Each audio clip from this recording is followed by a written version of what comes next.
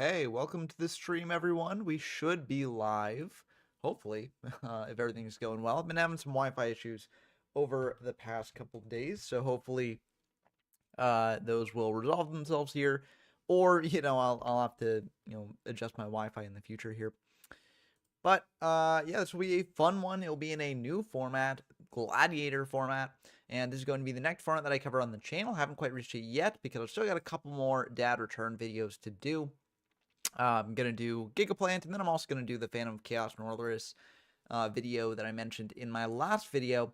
But for now, we've got a fun Gladiators locals here. So Gladiator format is the format right after Dad Return, and the last format of the GX era. So it's going to be a fun time just to see where we started, where we got to, and then look forward ahead to the 5Ds era where, the white cards get introduced. So as Gerbil says, remember to give this stream a like to shuffle the stream into the deck and special summon another stream at the end of the battle phase. Very, very true. That's great. That's a great sort of incorporation of it into the theme of the tournament today. And, I need to work on my sort of YouTuber, like, comment, subscribe, all that stuff. I need to get that on a higher level, get people into it. Because right now I put it at the end of my videos, but I should really try and update that in the future. So I need to learn. I need to learn from Gerbil and everyone else who is good at actually doing that and get that more seamless. But right now we got Gerbil versus Soul here, and we're gonna dive into the game. And oh my goodness, the rock paper scissors are glitching out. Hopefully that's not a trend here. But if you need to know what Gladiator format is, why it's called Gladiator format, it's basically a tier 0 format with Gladiator Beasts. And, that's kind of shocking to say after how Gladiator Beasts have performed in Perfect Circle and Dad Return. They haven't been the best, but Life Destruction brought with it a very powerful new card, Gladiator Beast Geysaris, which is very, very strong. Basically, it's a fusion monster, contact use just like Heraclinos, and you make it with the Bestiary and one other Glad Beast. And when it comes out, it pops 3 cards on the field. Or no, 2 cards on the field, I believe. Yeah, 2 cards on the field, I think. But it might as well pop 3 because then it also attacks in. So if your opponent is a monster, you pop 2 back row, attack into the monster, that's 3. And I mean, it's just a crazy card. And then when it attacks in at the end of the battle phase, you can then shuffle back into the extra deck to then shuffle, or not shuffle, but bring out 2 Gladiator Beasts, get their effects off, get a lot of value that way. It's just kind of cracked. But Light Destruction also brought other things with it. I mean, Lightsworn is in the pack as well, so we'll get to see that here from Soul. And it seems like they've got Necro in the deck as well. That the card's at 3 in this format. So who knows? Maybe with further exploration, it won't actually be a tier 0 Glad Beast format. Maybe since people have learned how to build Lightsworn a little bit better in things like Edison format and beyond, maybe things will be a little bit better here. And they're going to go to battle phase to attack into the set with the Wolf. And it seems like Gerbil's also on Lightsworn. So we've got a Lightsworn mirror match here. And losing the Foolish, the Solar Recharge, and the Cold Wave. All pretty good cards there. Foolish, you send Wolf, get out a 2100 guy, Recharge, you get to draw deeper in the deck. Cold Wave, you prevent your opponent from doing much the following turn. Although Lightsworn can play into Cold Wave a little bit better than other decks can. But still, yeah, those are some pretty good ones. But you got to pop the Wolf, so that's gone now. And yeah, let's see how many names are in both graveyards. 1 name in Soul's, 1 name in Gerbil's. Necro is in Soul's graveyard, though, so that will be a thing to think about here in the coming turns. Saying coming down, attacking over the trooper, at least attempting to, and it looks like Soul will indeed take that, saying, I want the draw, I'll draw into this. And I can save the Necro for when you potentially make a lethal push later on. Like, once JD comes down, it's hard for a lot of decks to deal with that, so you might want to save the Necro there for once the Judgment Dragons come down, pop the board, try to attack in, So, yeah, staying in, though, pretty good card overall. Can search out things like Trooper, can search out Lumina, which can be used to revive Gladiator Beasts from the grave, which is also pretty nice. Not Gladiator Beasts, Lightsworns. But yeah, the dad is not glad, as CS says, and very, very true. Dad Return has gotten a little bit worse in this format, not necessarily because the deck lost a lot in terms of its power level, although it did lose some pretty important things. I mean, if you look here at the Forbidden list now, Dim Fuse is banned, so it did lose that, which is a very powerful card overall. But it still had a lot of the tools that it had before. I mean, Dad is still untouched, so you've still got 3 of that running around. And yeah, or maybe it's at 2, but either way, you have a lot of it. So I'll know more about this format once I sort of have made my guide for it, and that will be coming relatively soon as well, because I've only got a couple more Dad Return videos left. And I'll go over the ban list there. I'll go over the new cards added as well, like Honest. Honest, very good card as well. Great Sangan add. With Honest here, you can actually attack over the Lumina potentially next turn and then bounce back the Honest to hand, although that's kind of rough because you are very low on life. This Lumina is going to mill some. It's going to mill a Wolf as well. So, Soul's just building up a big board here. They got Wolf. Also, the Lumina is now engraved. So that's 2 Lightsworn names, and Garoth will indeed get to mill here. So you will get to send the top 2 cards to the deck and see what happens here. So let's see what happens. What are they going to mill? They mill a Gareth, so you will get to draw one there, which is pretty good.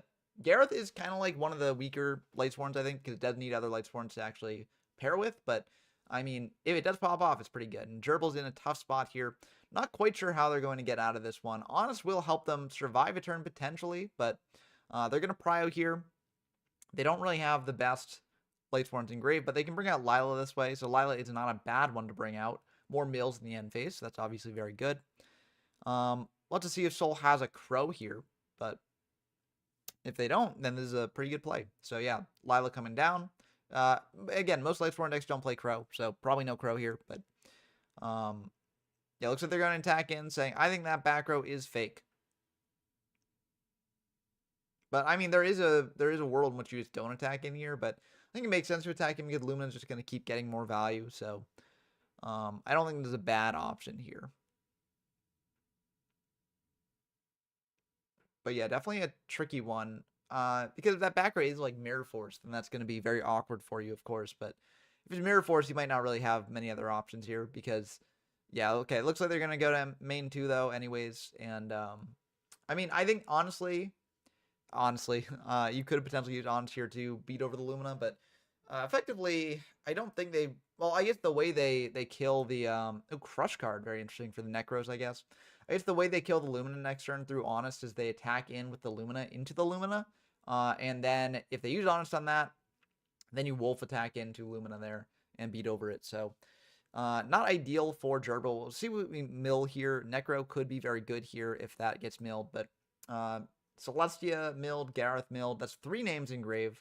You get a little bit more mills there. And Jane engraved and Lumina engraved. So that's 5 Lightsworns engraved. So, JD can come down here. We'll have to see if it actually does. Yeah, very interesting first match here. Lightsworn's been something that people have been theorizing a bit about. And so we'll have to see exactly how it does.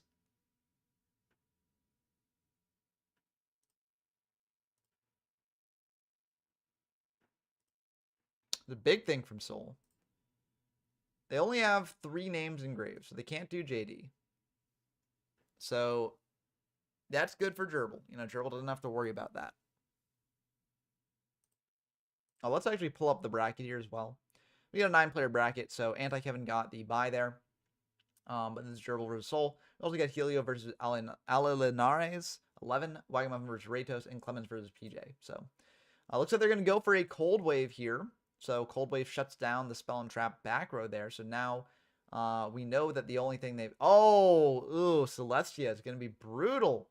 So you probably target the Lumina and the set here. And that's going to be very rough.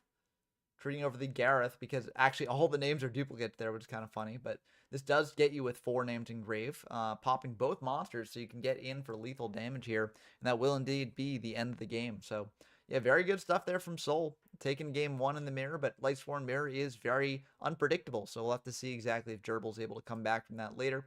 Next, we got Clemens versus PJ. PJ on the 6 Sams here, and Clemens on Jinzo. Let's go. Yeah, Jinzo did get a Line of Legacy port in Light of Destruction. So you get Jinzo Returner, you got Jinzo Lord, although I doubt people are going to be playing Jinzo Lord. But Returner is actually pretty interesting because you can bring back a Jinzo and do stuff with it. So that's kind of cool. But yeah, we'll have to see exactly what Clemens does here. And it's still game 1. So Anishi has come down. It's basically the Chaos Sork of 6 Sams. Banished a Spirit and an Iroh.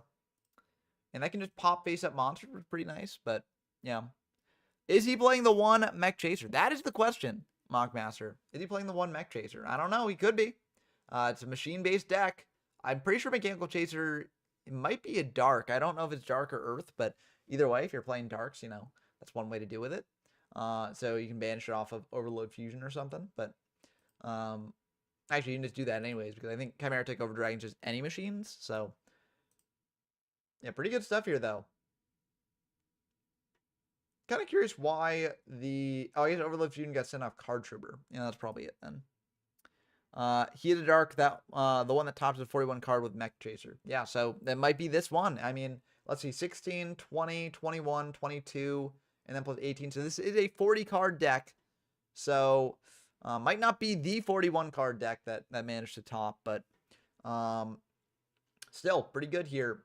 Getting out the Jinzo, shutting down the rest of the turn for the most part here. But Anishi actually can't pop because it can't attack the turn and it uses effect. So not that you necessarily want to do that anyways, because it's going to be destroyed in the end phase here either way. But still very interesting stuff. I will say Jinzo's a bit worse with no Call the Haunted in the format, which is unfortunate for the Jinzo deck. But we'll have to see what Clemens does with it here.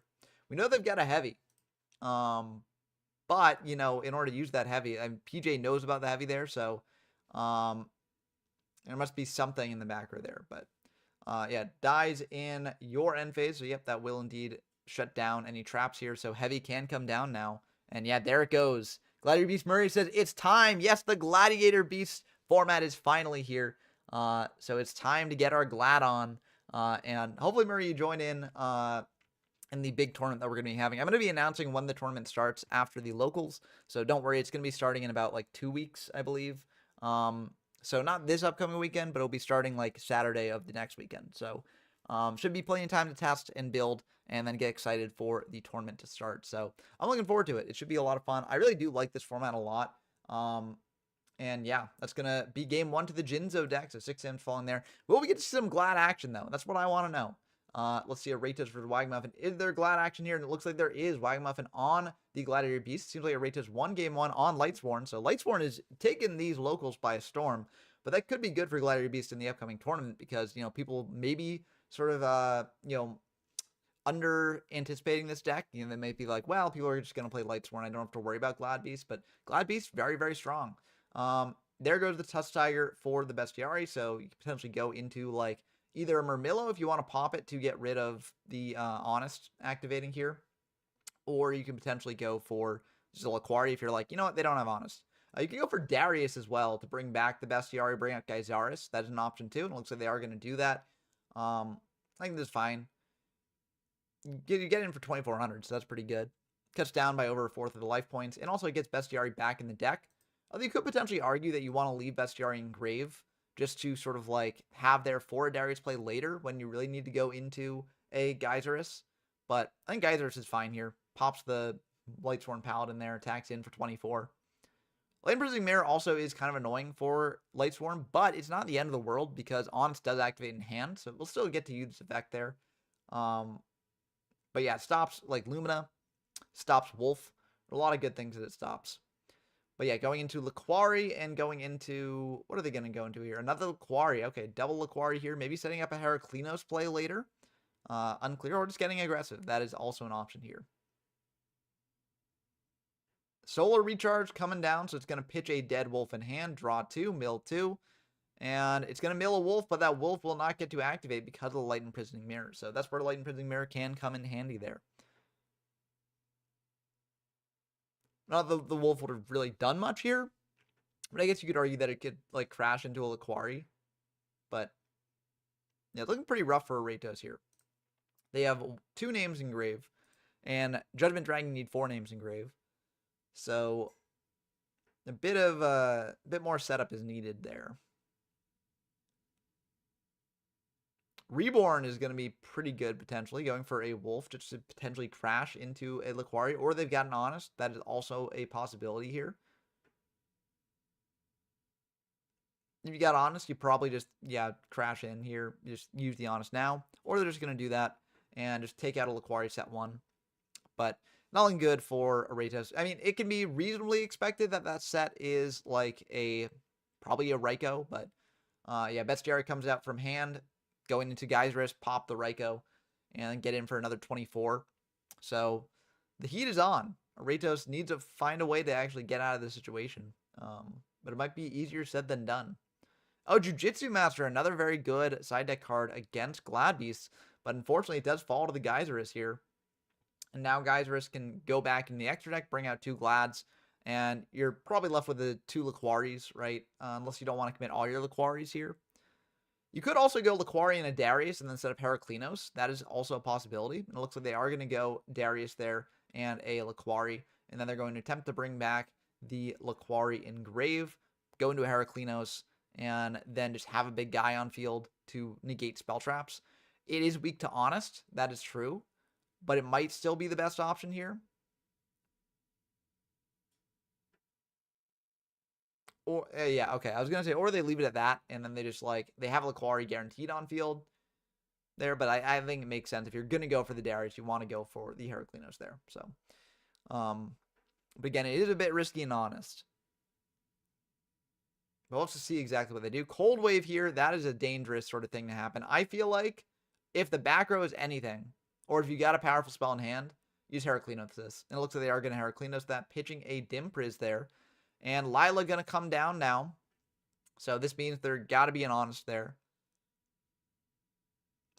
I honestly, okay, Solemn in the back row. Yep, and that's just going to be the end of the game. Yeah, not much you can do about that. That explains the Heraclinos pitch there, because unless the other 2 cards were things that were actually active there, the Solemn would shut down any Lightsworn that was summoned, and then you could just attack in, get in for pretty easy lethal. So Waggmuffin win in that game there. And now let's dive into the last of the 2 here. We got Helios Trident versus Ale Linares 23. And who will win that one is the question. So, yeah, very interesting game so far. I really want to see what these 2 players are playing, because right now we've only seen one Gladiator Beast list so far. Oh, no, I lost connection there.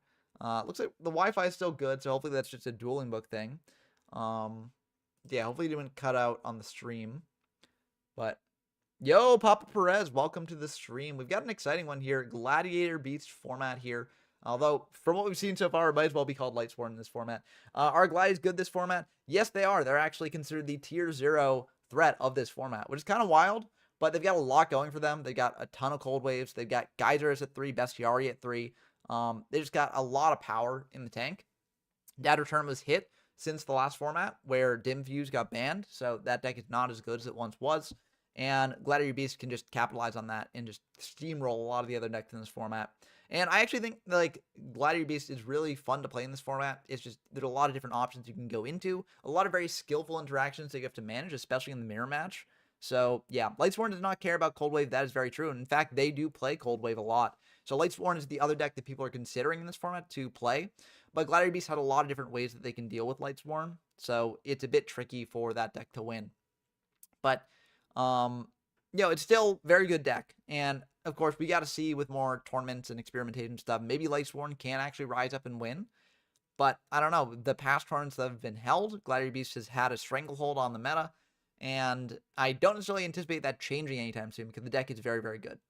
But yeah, OG Gladiator was a cool time. Never heard of this format. Is the Gladiator Mirror good? I like the Gladiator Mirror. I mean, some people will not like it, because if you don't like Gladiator Beasts as a deck, you're not going to like the Mirror, right? If you like Gladiator Beasts as a deck, I think the Mirror is really fun, because you've got to consider things that you never normally do have to consider when you play Gladiator Beasts, because oftentimes, like, for instance, Edison format, right? Gladiator Beasts is not the best deck in the format. It's very good. It's managed to see consistent success. But when you prepare for, like, events and things with that deck in that format, you're not necessarily running up against the mirror match all too often. So it's not really a match that you come across that often. But in this format, you come across it all the time. And there are a lot of very interesting interactions, interesting tech cards that you can bring in for the mirror. Like Neospatian Dark Panther is actually a very interesting card that people play with in the side, or if not the main. Because if you play Rescue Cat, you get to go into a Test Tiger and a Dark Panther. Dark Panther copy the opponent's Gladiator Beast, so that way it becomes that name. And then you Test Tiger back in the deck to get a Gladiator Beast effect. So it's very, very interesting. A lot of cool interactions, and I'm really excited to show them off in my coverage of the format. So should be a lot of fun. I'm not sure if I'll be spending too much time in this format, kind of like with Dad Return. It's not really a format that lends itself to like a ton of videos in it. But I will say Light of Destruction has more sort of interesting support for different things. So like, if you look at, Phantom Darkness, you had a bunch of dark support, right? But beyond that, the archetypes weren't really as supported as like in Light and Destruction, where you get like support for Battery Men, of all things. You get support for Jinzo. You get support for Lightsworn, as I mentioned here before. There's a lot of different support cards. Substitute also comes out in Light Destruction for some reason. It might be interesting to see if there's a possible frog deck you can build, although swap frog's not legal, so probably not. But a lot of interesting things in this format here. And so it might make more videos on that. And also it's the last GX format, so it's cool to see where things are at the end of the era. But I've been busy lately. You know, I'm sure people have been able to tell with this sort of drop of my video output compared to previously.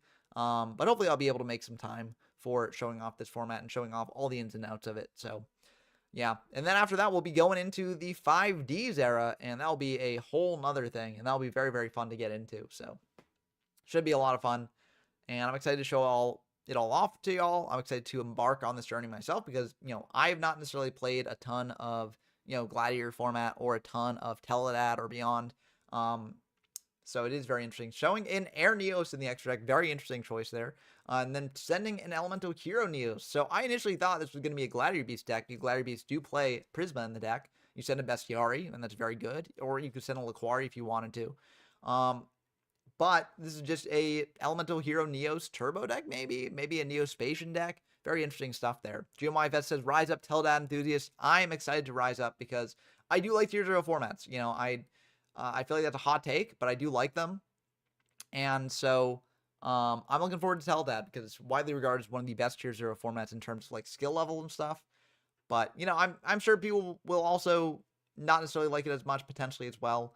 But Dark World Lightning, is that a chainable? It is indeed a chainable, so you can do it and then pop the Silva. So Hero Blast, very interesting there to pop that. But yeah, GMY said they've been taking a huge break lately, but they're looking forward to it. I'm looking forward to you looking forward to it. or I'm happy that you're looking forward to it, and I'm looking forward to you playing it. That's what I should say. But yeah, breaks are good sometimes, you know. I've been having like a pseudo break because I haven't been able to do as much, so it's not really a full break because I never want to do a full break unless I like really need it. Because I do love like just showing off this game, and I love, you know, progressing things through the channel and the community and all that stuff. But I've been busier lately, so haven't as much time to make videos. But yeah, playing only 1 to 2 events a month as opposed to 8 to 10. Yeah, I mean, again, it's like breaks change from person to person, right? For some people, they'll be like full on no contact with the game. For some people, they'll just be playing the events that they really, really care about in a given month. So yeah, looks like Mystic Tomato coming down, crashing into the Prisma, and bringing out something else. I'm curious what they're going to bring out here. Maybe a new Doria? Maybe they're playing that.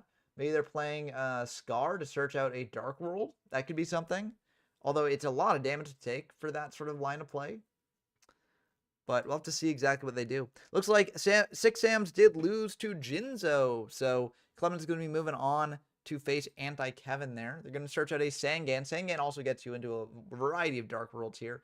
Can get you into, I believe Cocky is the one that pops monsters if you pitch it. So you can do that. But it looks like they're just going to leave that in attack mode there. So it seems like, to me, this is saying that they don't have like a dealings or something to then immediately pop the Prisma. Or they're potentially doing something out there. Oh, okay. So this is it looks like it's a Gladiator Beast Hero hybrid deck. So sending Heraclinos here, or sending Laquari here, that is, off of Heraclinos. So it seems like they are playing Glads as well as Heroes. Very, very interesting idea here. And it does make some sense because Hero Blast is a way to sort of like, you know, pop something that your opponent might have. So that's a bit of an interesting feature there. It's chainable as well, so that's pretty nice. But yeah, pretty good stuff here. I'm curious what Helio's going to do here. Looks like Bestiari is going to come down. That makes sense. And we'll see if this is okay, but it looks like it is indeed okay. So that's going to go back into the deck, bring out a Geyserus here. Geyserus probably pop the 2 back row, I assume. No. Oh my goodness. Doing but cut out. Hopefully the stream's okay. But yeah, where is that game? That game is there. Helios Rent versus Alinares. It seems like Wagamuffin lost to Areto, so Lightsworn moving on over Glad Beast there. Popping double Dark Deal. Dark Deal, very, very funny card. You know, it released back in the original wave of Dark World support and Elemental Energy. And it basically it kind of negates an opponent's normal spell, and also it pitches your Dark Worlds, and you basically get the bonus effects with the Dark Worlds there. So kind of a neat card. Unfortunately for Alinares there, it did not necessarily help them here. Snipe Hunter getting searched. Snipe Hunter will not proc the Dark Worlds, so that is a very, very good thing to know. And also, you'll only have 2 cards in hand versus like 2 potential monsters here, so not ideal for Alinares, but it's not the worst thing either. It can potentially break up the whole board if you get lucky with it. So, Snipe Hunter, one of my least favorite cards, I think. Just because it's like, it feels so bad to use and to like face, because like if your opponent gets really lucky with it, it just wipes out your entire field, and then you're like, ah, darn, I don't want that. If your opponent, or if you play it and you get really unlucky with it, it's like, damn, I just, I wasted all my resources on this luck dependent card, But yeah, bring out a Darius and bring out a Laquari there. You can potentially go into Heraclinos if you so wish, if you got a way to deal with the Snipe Hunter. Otherwise, this might be a bit tricky here. It is 3 cards on board, so you'd think like, okay, well, they only have 2 things to pitch for Snipe. But Darius is a key thing where if this leaves the if it leaves the field, it's shuffled into the deck. But it does get it back into the deck, so that is something else as well. But yeah, it looks like they're just going to set 1 and pass. So no Heraclinos play here. I think that's fine, personally. It can potentially backfire if they've got another Dark World Lightning, but I still think it's fine. So we'll have to see what happens here. Alinari is checking the graveyard there, seeing what exactly is going on. Okay, looks like Brawn is coming out. So Brawn can potentially do stuff here. Attacks over the Darius, and then you pitch a Gladbeast, and it runs over the Laquari here. So that is something there. And it looks like that will indeed go through. So that is a bit scary for Helio.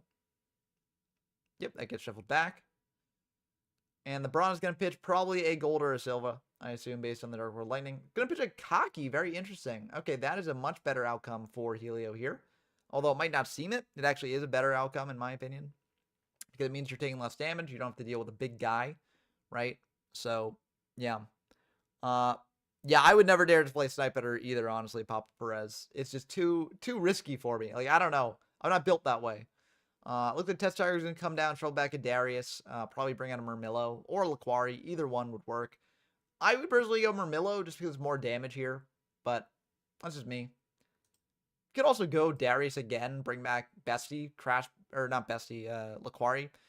Crash Laquari into the Brawn and then attack directly with Darius. That actually is the most damage. And you know the last card in hand is Snipe. So that's something you can do if you want to. Yeah, it looks like they are indeed going to go for the Darius, bring back the Laquari, and get in the most damage that way. So, makes sense. Yeah, and again, this just shows there are a lot of different options for the Gladbeasts. Like, it's very neat to see, because at this point in the game, I feel like you don't necessarily have these decks that have all these different options available to you at every time. Like, Dad Return was sort of the first deck that it really felt like you had that, where, like, based on what you drew, you could go a variety of different routes. And it was up to you to, like, structure the combos. And I think Gladbeasts are very similar in that way. Of course, it's not as crazy as Dad Return, because Dad Return, you'd be doing combos to, like, draw your entire deck and do a ton of stuff. But Gladbeasts are a bit more controlling, and they control the game in a very interesting way. So, I do like it. No, the attack did go through. Yeah, the last 1700 indicated that, like, you accepted the attack. If the attack had not happened, then, yeah, yeah. Okay, there we go. Like, sometimes they're just shorthand, right? Like, where it's like, if your opponent takes the damage from the attack, you don't necessarily have to declare the attack on Dueling Book, right? Because it's understood, like, okay, you took the attack. And if they weren't going to attack, they'd say, no, I didn't actually attack there, But yeah, Laquari coming out, just a big guy. Snipe Hunter can still come down and pop it, but, like, it needs to get lucky to pop it. So, very, very, not the least likely thing that could happen, right? But it is still a bit of a risk, so. Yeah, Alinari is kind of in a tough spot, but still cool to see them bring Dark World to this event. Still cool stuff. Snipe Hunter is coming down, so Snipe Hunter will be activating its effect here, pitching a card, trying to pop probably the Laquari. Okay, it's not using its effect. Okay, it's just setting. And Phoenix Wing will spin back that back row. Very, very good for Helio here. And that's just brutal for Aliguinares. Yeah. Now also there's a normal elemental hero engrave for Hero Blast, and it is just going to be brutal out there. They're draw locked as well, so not looking good. But yeah, Laquari attack in. Do you even tag out here? That's the question. I don't necessarily know if you do. You could tag into a Darius to bring back a Laquari. Just get more bodies on board. That is an option, especially since your opponent's going to have two, or not two, but they're just going to have one macro here. So actually, I think that's a reasonable option. But it looks like Aliguinar is just not setting their macro. So, yeah, I don't think Helio can kill here. Although there might be ways to do it. But either way, there's a very, very good spot for them. And it's going to be tough for Aliguinares to actually get back from this position. But dropping Aliguinares down to 900. And now we're going to go into Aliguinares' turn. What are those two cards? Will they be able to help here? Or will it be GG? And it looks like it will be GG. So that's going to be the end of the game there. And let's dive into Anti-Kevin versus Clemens here. If I can find it, if that game's still going on. Let me type that in. There it is. Clemens 12 versus Anti-Kevin. Looks like this game's going into game 2 as well. So right now, if we look at these standings here, Clemens and PJ Darkness face off, and that brought us to here. And Areto is going to be facing off against Helio here in the semifinals. So that's going to be very exciting. And we'll see who wins that and moves on to the finals. So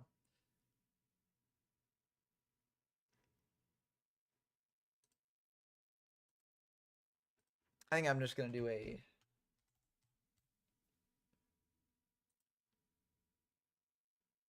I'm going to do this. Sorry, I'm just putting in...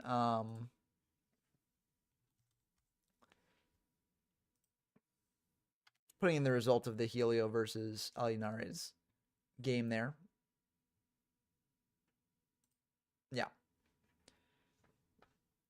Okay, we're going into the second game here. Clemens winning the first game, so Jinzo still going strong. Yeah, Clemens on the spice indeed, as PJ says. PJ also on the spice, but you know, it's a shame that in these spice battles, you often wind up with a one-person spice having a head home. But you know, that's just the nature of the format sometimes. And yeah, it seems like Anti-Kevin just setting one. I mean, I don't know. Are they on Glad Beast? Are they not? We'll have to see. PJ says, I forgot how to play Yu-Gi-Oh! Today. No worries, it happens to the best of us. So it is what it is. Card Trooper coming down, Millen 3. Let's see if Anti-Kevin has a response to that.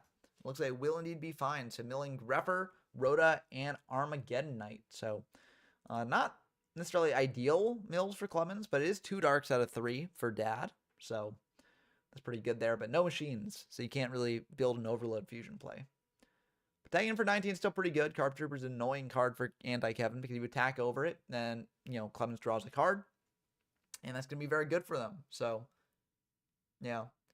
PJ says, Clemens and I have been playing non-GB stuff in the last week or so. I feel like everyone's been focused on the non-GB stuff, which is very exciting because it's a good way to move the format forward. But I do hope we get to see how powerful GB is as well, because GB is very good in this format. And, you know, maybe it's just a case of like, you know, GOAT format.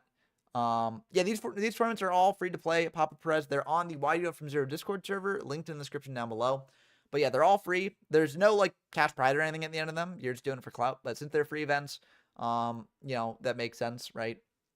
And yeah, it's just very fun. You know, they happen every weekend. I announce in the Discord when they happen. I should post more on the YouTube community post when that happens. But yeah, it's basically, if you want to play in them or, you know, see when they happen, then head on over to the YGO from Zero Discord server, linked in the description down below. But Future Fusion 4 5-headed dragon, very interesting stuff here. So I was like, is Anti-Kevin on Glabbies? No, they're on dragons. Very cool. Setting a Light and Darkness dragon. I'm not, well, maybe they're on Reincarnation along with a dad there, but yep, that will be 1, 2, 3 darks engraved. The lad is only treated as a dark while on field. So yeah, that does get you to dad. So very neat stuff there. Banishing a dad and trying to pop that card trooper here. Of course, that will draw Clemens a card, but this is a bit worrying here. And I could be on Cyberdark here as well, honestly, because you get the 100 dragons engraved, so that's pretty good. But yeah, I don't know. If they're on Cyberdeck, they could have also gone just send the 3 Cyberdeck monsters, right? But this way you get a 5-headed dragon out of in a couple turns. So yeah, I don't know. We'll see what it is. Oh my god, deck dev. Oof, that is rough. I'm not sure you activate it now or whether you hold it, but yeah, it looks like they're going to chain a crow. Or maybe not chain a crow. I thought they were going to chain the crow to banish something, but because you can chain crow in response to the DDV, but I guess they're going to just let it die. And looks like oof, a reborn crush card, Caius, Dad, TT, and Heavy. So that's going to be pretty good for Clemens here because they can just reborn like Hunter Dragon, tribute over that for Caius, banish the Fufu, and then attack him for 24. Yeah, that's brutal. You can also just do reborn DD Crow and then set crush card. That is also an option, but reborn's very, very good here, and it's kind of brutal. I personally would just reborn the Hunter, banish the Fufu, and go from there. But you could do reborn Hunter. I mean, I don't know. Oh, Dad. I didn't. Oh, yeah, Dad is in Chan. That's right. Yeah. Okay. Yeah. In that case, reborn Crow, and then shoot that for crush card. And that's pretty good. Gores is not in here yet. That is indeed correct, Papa Perez. And yeah, when Gores does come out, it'll definitely be format warping, but not yet. That comes out in the 5Ds era, I believe, because I don't think it's Intel that either. But yeah, Gore is very, very iconic card, and it does change the way that games are played. I think for the better, honestly. It's kind of like a card like Heavy Storm or Mirror Force, where like it's annoying when it happens to you, but you can play around it by just acting in slightly different ways, and so it's a bit more of a skill check. So yeah. Oh, it is in the next format. It's Teldad. Okay, cool. I didn't realize that. Yeah, Gore's very cool though. I like Gore's a lot. I think it's neat. Arma popping the Fufu there, and yeah, that's gonna be pretty brutal here. Reborn as well. Target the Crow. Yep. So that is going to get the crush card online. Yeah, that's gonna get crush card online and just be brutal. And then attacking him for 28. So yeah, I don't know. This is going to be a tough one for Anti-Kevin to come back from, honestly.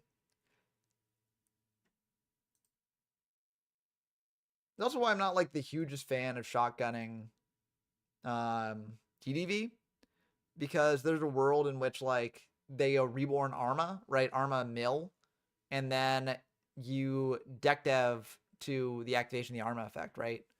So it's like, I don't know. DDV very, very strong indeed, but like it is kind of tricky. Another Dad gone. Did they have that Dad before, or were they did they just draw it? They probably just drew it, because otherwise you just commit both, right? And get in for a ton of damage. But I don't know. Overload, Fisher, MST, Foolish. So yeah, Overload Fusion. They're playing Overload Fusion to go into things with the Cyberdeck. So yeah, I wonder why they didn't Fufu for machines. You can set it up so that way you get 3 Darks engraved there either way. Yeah, just kind of rough. And now you got no machines engraved to make anything like that. Fisher will deal with the Dad, sure, but like, I don't know. This is going to be a tricky one to manage. You know the set is TT. Or I guess it could be heavy. Could very much be heavy, but like, you probably don't care if it's heavy. Like, and you MST that, it's probably still good for you. But, yeah. PJ said, yeah, Teldad goes up to January 2009, and DLG1 was released November prior. Okay, that makes sense, yeah. Yeah, Teldad 2009 format, yeah. We're going through the years. I mean, Dad Return was the second 2008 format. Perfect Circle was the first. So, Perfect Circle, Dad Return, and Gladiator Beast, that's it for 2008, which is kind of wild. It's kind of a big gap between Gladiator and Teldad. Because Gladiator is July 2008. So, bit of a time period there. But that's just how the ban list lined up. And generally, I like to go by ban lists personally. That's how I delineate, right? Like, if there's a really, really big distinction between 2 different events in a given period of time that's not, like, sort of delineated by the ban list, then, you know, I'm okay just treating them as separate things, right? But, like, generally I just go, like, okay, well, every ban list deserves its own format, but not necessarily every ban list deserves 2 formats or more. But Yeah.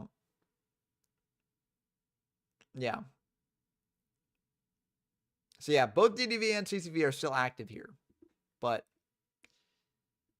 I think CCV might do a little bit more work here. Yeah, DDV was the draw, it looks like. And there's 1, 2, 3, 4 Darks Engrave. So you can't quite actually bring out that dad. But CCV getting a peek at that draw, gonna be a Book of Moon. Book of Moon pretty good, honestly. Still kind of rough though. Setting 1 and passing back. So that's kind of risky into heavy. I feel like the set might be heavy. Because, like, yeah, it was not the set. Okay, so TT was the set.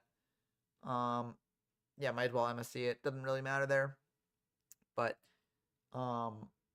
yeah. And there comes, oh, wow, Prometheus, King of Shadows. Very interesting that Clemens is playing this thing.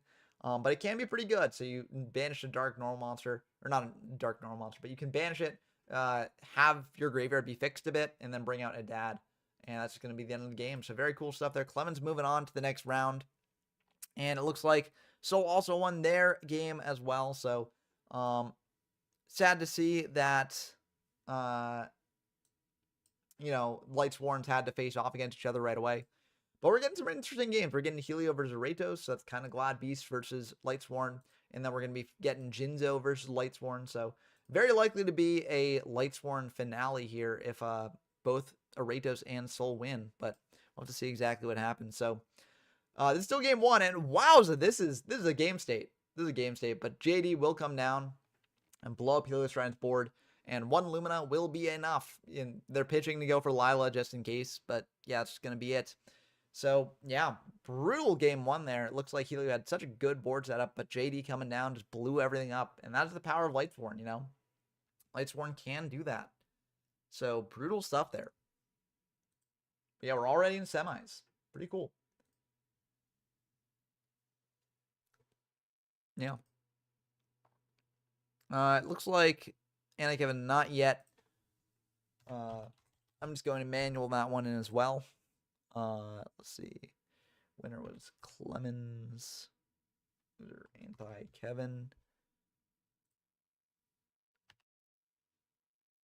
Yeah, I just put that one in as well. So yeah, Triple JD, very, very scary, as PJ says. And I mean, we'll have to see in testing how Lightsworns do. But I would say Lightsworn is one of those decks that I really do feel like took a little bit of time for people to get a grasp on how to build. Just because, like, it's kind of tricky. I mean, you know the power cards on paper, but, like, knowing the play style and, like, what you should be aiming towards can be a bit tough to figure out until you've, like, done enough reps with the deck and seen it in action enough. But, yeah, I mean, they had their time to shine as well. Like, after Teledad, you get Lightsworn format. So, you know, that's very good there. But yeah, no charge as well. That is kind of rough for the deck. And charge is one of the reasons why the deck is so good and things like Edison and stuff. But you do get that in Duel's Genesis. So you get that. That's the main release from Duel's Genesis for Lightsworns. Although there are some technically other Lightsworn cards in Duel's Genesis, but like they're not ideal. But yeah, Papa Press says they're still a great deck. So, uh-oh. Uh-oh, that's scary. DD Crow in attack mode. Yeah, and just hard doing it. I would actually advise against shotgunning DD Crow here because it allows, if like there's a Lumina, right? It allows the Lumina to just bring back a Lightsworn in main 1. So it's a bit awkward, but I get why people shotgun the CTV. It's just not something that I do. Like, I think that honestly you want to save the CTV or DDV or whatever you have for when your opponent might have committed a normal stone, for instance, or committed a back row to like dealing with your back row, right? So yeah, it definitely is on the high roll side of things, as PJ says. Like Lightsworn, that is one of the deck's biggest sort of flaws. Although some people enjoy that aspect of the deck, I will say that like a fair amount of people don't like that part of it because they want to just be in control of what their deck is doing. But you could argue that most decks have some sort of high roll aspect to it. But Phoenix Boom last year spinning back the set, which is probably a Raikou, but this will allow the Bestie to attack in for 15. And it's going to be pretty good for Helio. End of battle, they're going to go, what are they going to do here? Gonna go for a Quarry here. 21 on attack. Yeah, heavy engraved. So it seems like there aren't really many spell traps in Rayto's hand. Okay, it was Jujitsu Master. Okay, yeah. So pretty good that Helio got rid of that, but now they'll have to deal with it this turn. Cold Wave coming down here, so that means that Helio will not necessarily be able to deal with it this turn unless they've got like a Bestiari in hand, honestly. It's kind of what does it. But we'll have to see exactly whether they have that or not. So they got Prisma, that's good enough. So Prisma, send Bestie, and then that's in graveyard for a Darius later if you want to do that. So yeah, it's going to be pretty brutal here for Ratos. Guys coming down, guys attacking in, and yeah. Yeah, Crush Card wouldn't -1 there, actually, as Papa Perez says, which is very funny. But again, that's kind of why like I choose to not shotgun it. I mean, you could argue that like if Helio had not shotgunned it, then they wouldn't have necessarily known what a Ratos had set. But I don't know. I feel like no matter what set, you want to deal with it with the Phoenix Wing, right? Because it's either Raiko or Jiu-Jitsu Master. And either one of those you don't want to be attacking into with a Bestiari. So, but yeah, in a battle that's going to tag out, you can potentially go for a Darius and a Quarry. Those are good options because you get to bring back a Bestie and potentially go into another Geyserus next turn. So, yeah, it looks like they are indeed going to do that. And nothing can actually beat over the Bestiari here that a Ratos can draw. Unless they have an Honest, which Honest could potentially allow something to beat over it. But right now you're setting up for a Geyserus in the following turn. So no matter what a Ratos sets, you've got Crackback. And it's just going to be a tough time for Ratos here. But Helio passed back to Ratos. And what will they do? Bottomless? Well, that will help a little bit, honestly, because it can pop the Geyserus. But I still probably go for the Geyserus, right? I feel like you'd go for the Geyserus. Trades for the Bottomless, but also hits the set. Okay, looks like they're not going to trade for it. They're just going to attack in. Attacking in with the Bestie here, so hitting a Necro. Okay, that explains why they didn't trade for it. Going for Crow on the Necro. Let's see, I think you can chain the Necro to that. Yeah, that looks like they did chain the Necro. Because it is during your opponent's turn, so, and it also says there's a quick effect, so. Yeah, you can do that. This does force out the Necro there on the Darius attack and not the Laquari attack, so. Yeah, it's pretty good stuff for Ratos here. They're going to go for a Soul Recharge, pitching the Celestia, so that must have been the draw. And then milling a Celestia and Illumina. Yeah, Anti-Gavin says, I'm not a good pilot, but I'll probably crash your storms with Cyberdarks till like 2010. Honestly, Anti-Gavin, I'd be happy to do that. Cyberdarks are cool, and they're not really a good enough deck a lot of the time for me to feature them on the channel proper. So if you play Cyberdarks, like, you know, more power to you, because it's a cool way to show off the deck there. So I'm happy with that. Papa Red says, no Gorge, no Starlight Road, no Deep Prison. This format seems fun. Honestly, I'm looking forward to it. I think it's pretty fun. Solemn coming down for the Judgment Dragon is pretty good. But yeah, Deep Prison is here. That is true. But you're correct on the other counts, and that does make it pretty fun. But yeah, Fufu never lives. Yeah, I mean, it's also about like choosing the targets off Fufu, because like, for instance, in that game, I don't know if you drew Overload after the Fufu, but like, for instance, in that game, if you go Fufu, send all the Cyberdarks to make Cyberdark Dragon, then you get the 3 Darks engraved for Dad, and also you have Overload Fusion set up. Of course, you still need a Dragon engraved to really get the most out of that Cyberdark Dragon there, but you could have also just gone Chimera Tech, right? Like, and sent 3 Darks and a Cyber Dragon, and just left it at that, especially if you didn't anticipate the Fufu surviving, or you could potentially pop your own Fufu with one of the dads. Oh, you could equip a dad. That's a very, very good point as well. So yeah, so I think the Cyberdark Dragon might have been the better play, because like, you get out dad still with it, but then if they pop the dad or clear it, then you bring out the Cyberdark Dragon with Overload Fusion and have a 3,900 attack point guy, which is still pretty good. Especially if you brought out both dads, but unfortunately one of the dads got popped by CCV. But either way, this game is going pretty excitingly. Lightsworn versus Glads. A very interesting Glad list, as we saw in a previous game here. But Rhoda is going to search out a Jane, just get those mills going right away here for Ratos. Milling a Celestia and a Heavy. I mean, that's one name engraved. You got Jane on field, which represents another name as well. So, yeah, pretty cool stuff. Rhoda here. Rhoda can get a fair amount of things here for Helio. Stratos is the key one, you know. Go Stratos, crash into Jane if you want to, but you could also just leave it. Although Jane, it will gain attack when attacking over the Stratos, so there is the argument for just attacking in now. But yeah, Stratos is going to search out a Prisma, and then just going to crash in. I think that makes a lot of sense. And is probably going to allow this. They could potentially do Honest. And it looks like they actually are going to do Honest. That's a bit of a surprise to me. But I guess it does keep their Miller on board. Okay, they're not going to do Honest. They just said Dave Step to put the fear of God in them, you know. But yeah, I do agree with PJ where it does feel like there are more actual games in this format in comparison to Dad Return. But, you know, I do feel like Dad Return, I feel like people overhate it a little bit. I think, like, I really enjoyed making the last video that I did, which was basically going through the finals of the last Dad Return event and, like, diving really into the nitty-gritties of, like, everything that could you possibly do and stuff and all the different decision trees to make and things like that. And I think it really did show to me, at least, that, like, there's a lot more to this format than a lot of people, like, give it credit for. And I think that there's, like, yeah, it's a very sacky format, it's a very explosive format, but even among that, there are still skill expression things that you can do to, you know, potentially sway the game in your favor. So, but anyways, Lumina gonna mill now. The Jane is gone, but milling more is always a good thing in this deck. Necro's also engrave. Judgment Dragon's engrave, and Lightsworn often do play ways to get it back from the graveyard. So, and I Kevin says, Dad Return, if you were a player then, Allure and Dad were so expensive, and Dad was tier 0, left a bad taste in people's mouths about 17 years later. I mean, yeah, I mean, that's why it really did caused the rift in Yu-Gi-Oh, right? People point to synchros as like the real big thing that caused the Yu-Gi boomers to leave, but honestly, I'd say Dad Return was probably the period where they left because the game was just so much faster with that alone, right? Synchros, of course, were another sort of acceleration of the game, but because every deck had access to it, it felt a little bit better, in my opinion. And I feel like just the price point on Dad and, you know, how crazy that deck was, that was the big thing that pushed a lot of people out. Yeah, and also Proper Red says, Crush Card also unobtainable. I mean, there's still debates to this day in the retro community. Like, do we include Crush Card in these formats or do we not?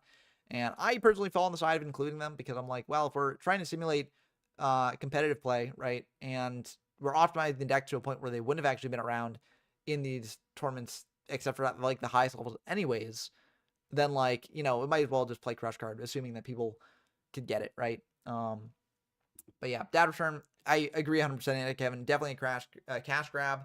And yeah, I think that, like, the big thing that proves it is that in the OCG, Dad was rare, and TGG came out secret rare. And that is just such a cynical thing to do. So, yeah.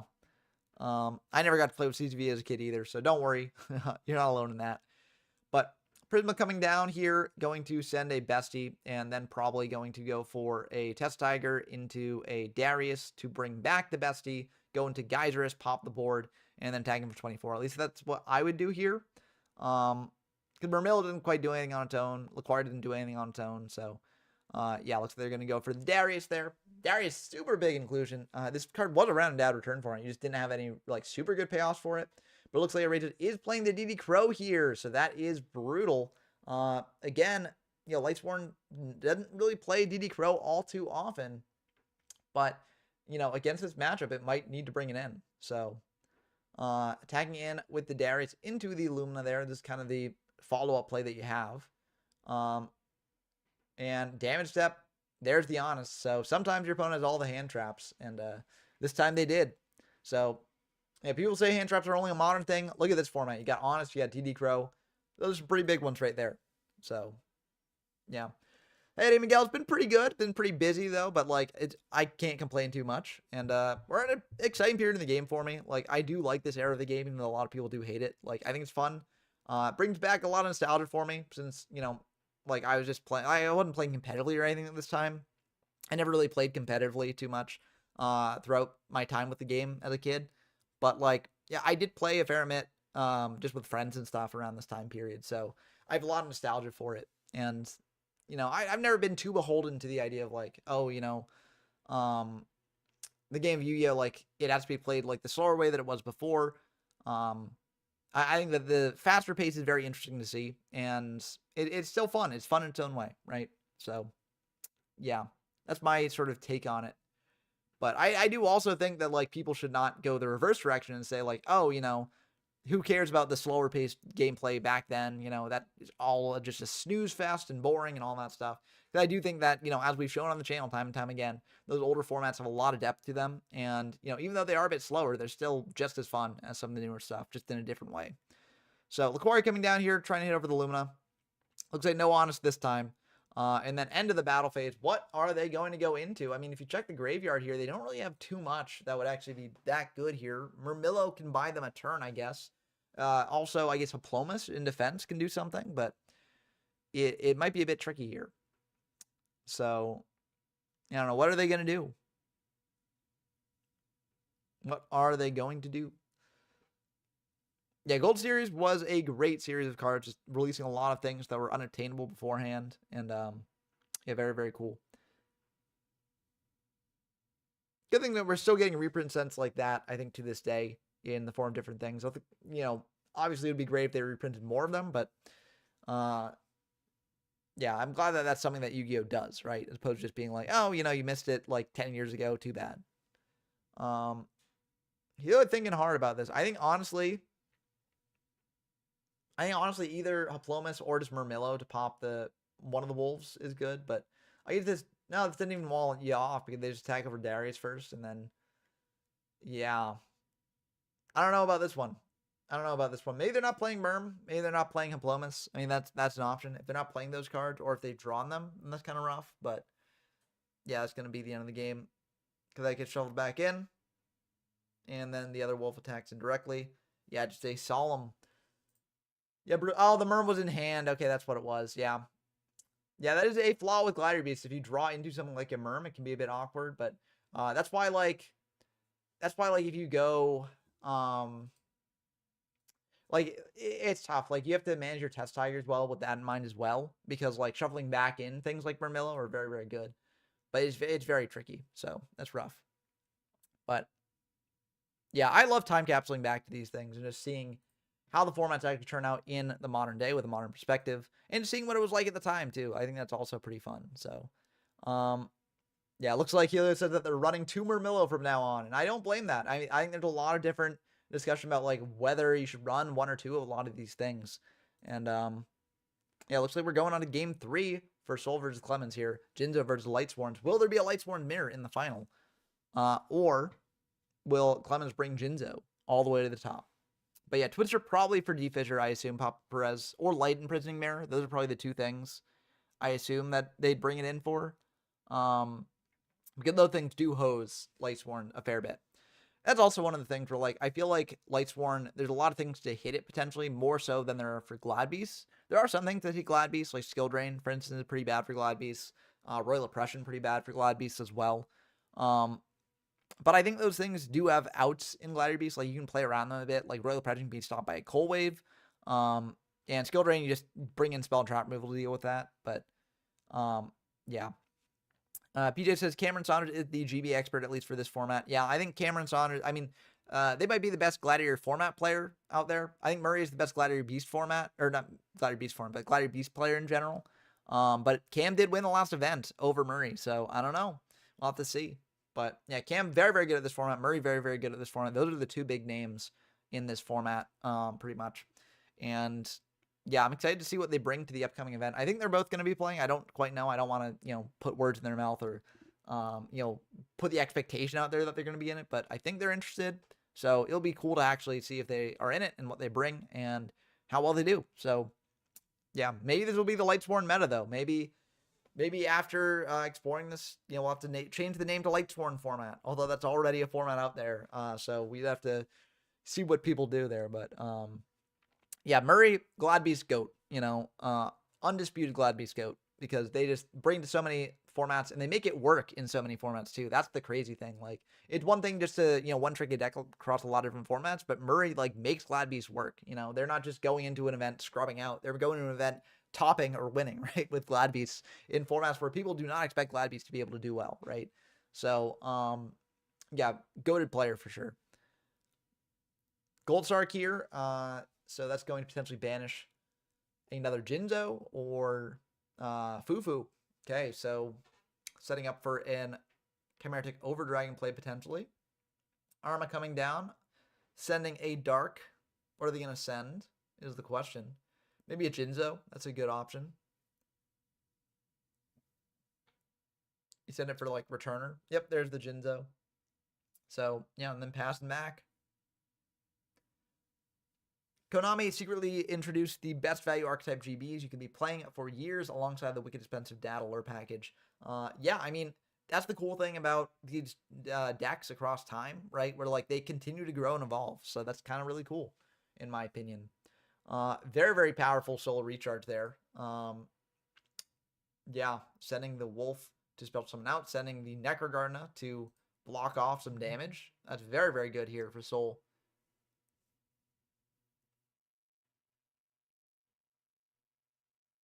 Question is, can Soul capitalize on this and like carry this momentum forward? I assume they can. Kaiku, brutal. Kaiku's brutal here. That's a crazy card there. Yeah, I mean, I already just said that's the best recharge I've seen. Honestly, yeah. Reborn for Necro as well. I mean, Crush Card Virus on top of that. That's just, oh my word. That's crazy. That's great. And you can't even DD Crow stop the Necrogardener because like Kaiku's up, so you can't use DD Crow. So like, oh man, this is actually insane. Soul just like open cracked here. And again, you know, sometimes Lightsworn can open that way, right? Sometimes Lightsworn can mill that way. It's just a feature of the deck. It's a feature that some people don't like, but it's a feature of the deck regardless. So, yeah. Is it Jin's over, chat? I don't know, Anti-Kevin. That's the thing. I need to actually see if it Jin's over with my own eyes. So, we'll have to see what they do here.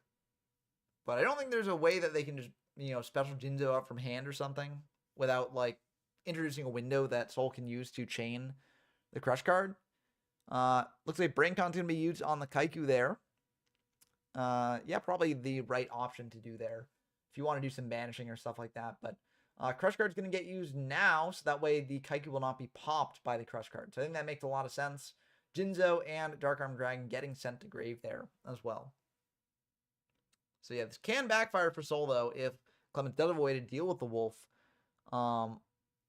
But yeah, you also have to do this now, so that way Clemens doesn't summon out Jinzo to shut off the Crush card, right? But yeah, looks like there's just a Heavy and a Crush card Virus in hand, so that's not really going to be too helpful here. And I don't know about that one. If I was Clemens, I would have attacked in to the Wolf to just destroy it, right? And then they can't use Necro to stop that attack. And at like, I don't know, I probably would have done that there.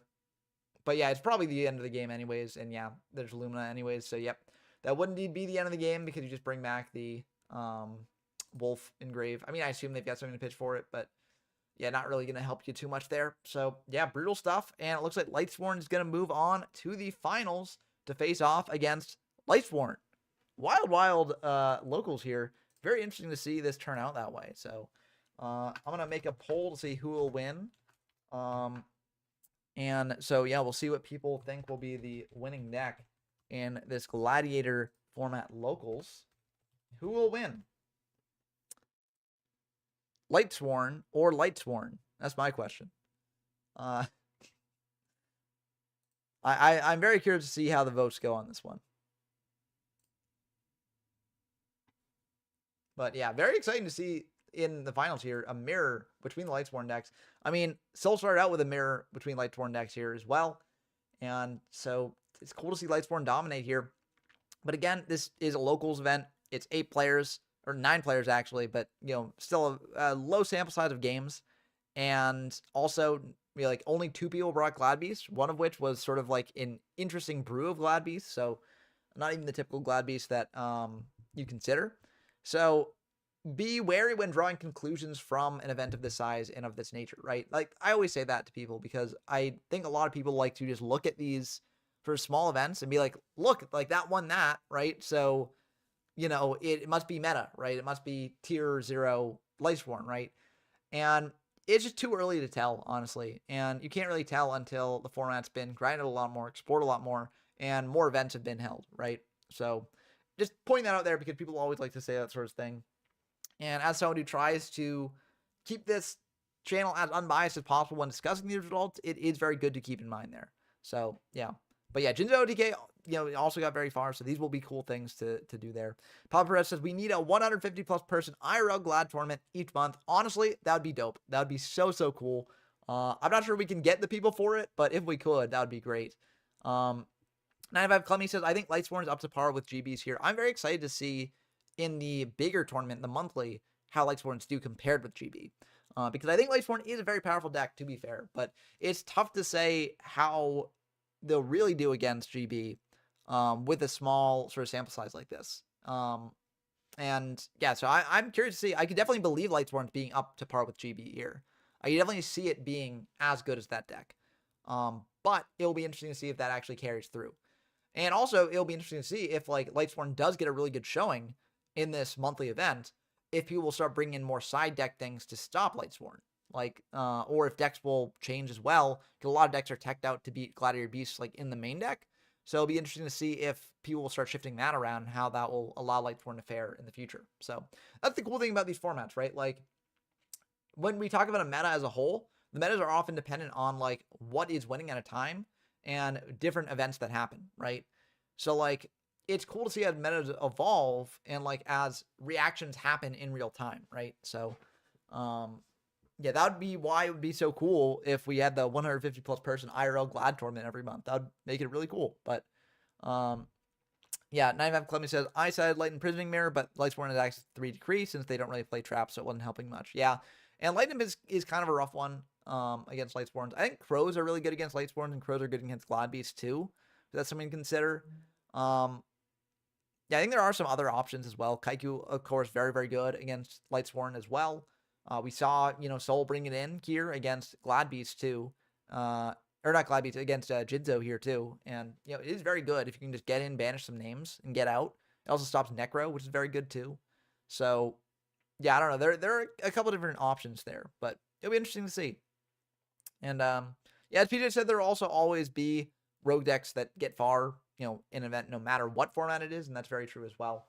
Looks like Soul's going to mill a Garroth there. Very interesting. Normally you just mill a wolf, but maybe all the wolves are in hand. That is something that can happen with Lightsworns here. But it looks like they're going to banish the Garroth there. And, I mean, this is why, like, I generally like Foolishing for, like, Wolf instead.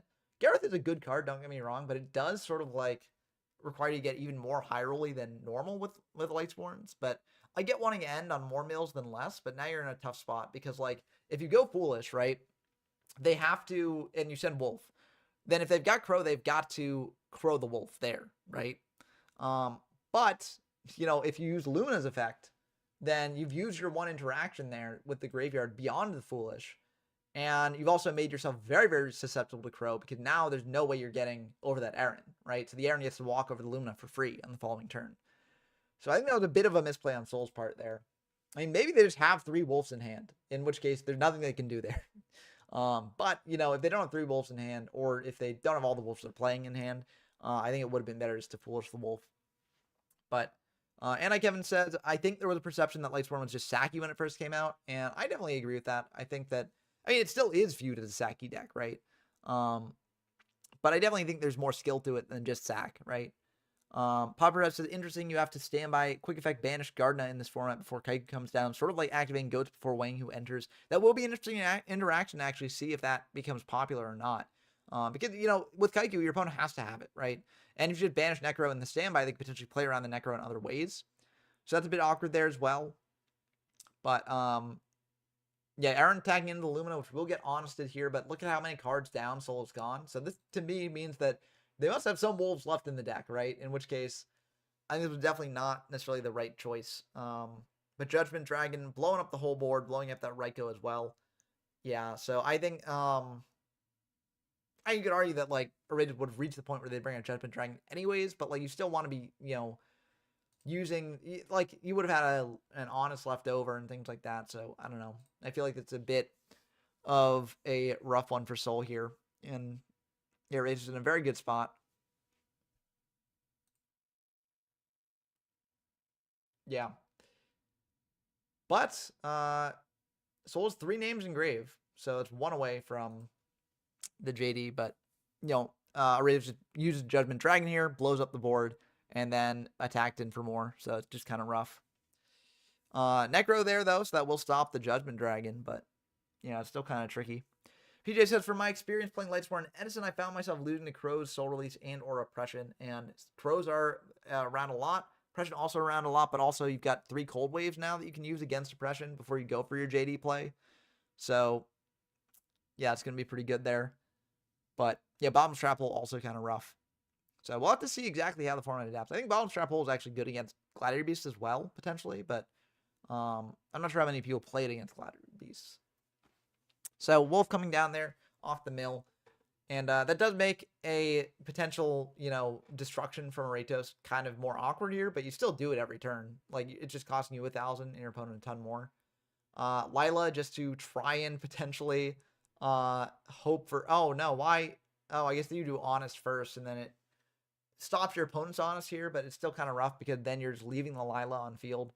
Yeah, no. Oh, no, that's kind of rough here, too, because if Aratos just priority uses the Honest... Oh, that's, yeah.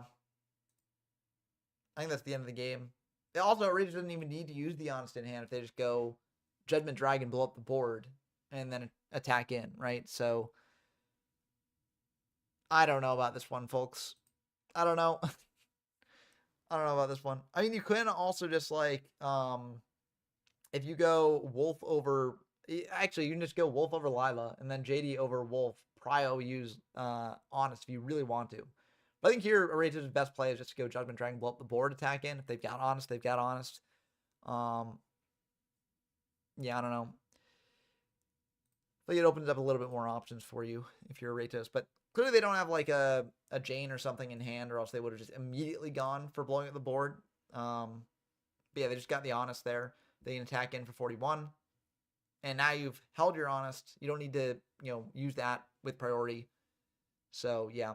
Because the Chain Link 1 Honest will win the interaction there. So, that is something to consider when playing this. And structuring your Honest chains. So, like, Soul can still get over the JD with whatever light monster they have and Honest. But, yeah, no.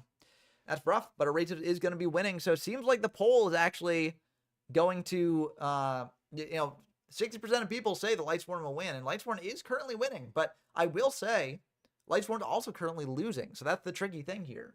But yeah, I think Clemmy said Lightsworn and Essen are nerfed quite a bit compared to here, and I would agree with that. I don't think they really gain too much besides the charge of the Lightsworn. You could argue Consecrated Light, but Consecrated Light is just more anti-Blackwing stuff. You don't really need it here. So yeah. Turn player does have priority for Honest, yes. So you can go attack into something, pitch the Honest with priority in the damage step, and then your opponent will be forced to Honest in response to that if they've got an Honest, or just hold it. But if they Honest in response to your Honest, then their Honest will resolve first, and then your Honest will resolve, buffing your monster up above theirs. So, yeah. Yeah, so turn player has priority for Honest. I believe that's how it works. If I'm wrong about that, let me know in the comments or the chat or something like that. But I'm pretty sure that's how that works. Because like a tricky interaction that you need to know about if you play like Fairies or Lightsworn or just any deck playing a light package. So, yeah. But yeah, I think that in Edison, Lightsworn is definitely better as a package, like an engine. Maybe for like something like Christie Sworn, right? Or like Twilight Sworn or something. But yeah, I don't know. I mean, I will say I'm not an expert on Edison compared to some of the people who are really experts on Edison. So, trust their word over mine with that. But yeah. Too bad nobody brought Battery Man today. That needs to be chained next week, says 95 Clubby. I will be very excited if someone brings Battery Man next week. Because I like Battery Man. I think it's a really cool deck. And, I don't know. I'm going to be showing off in a video for Gladiator Format. So that'll be fun. And it just got so much. It's really, really cool. So I'm going to be playing it.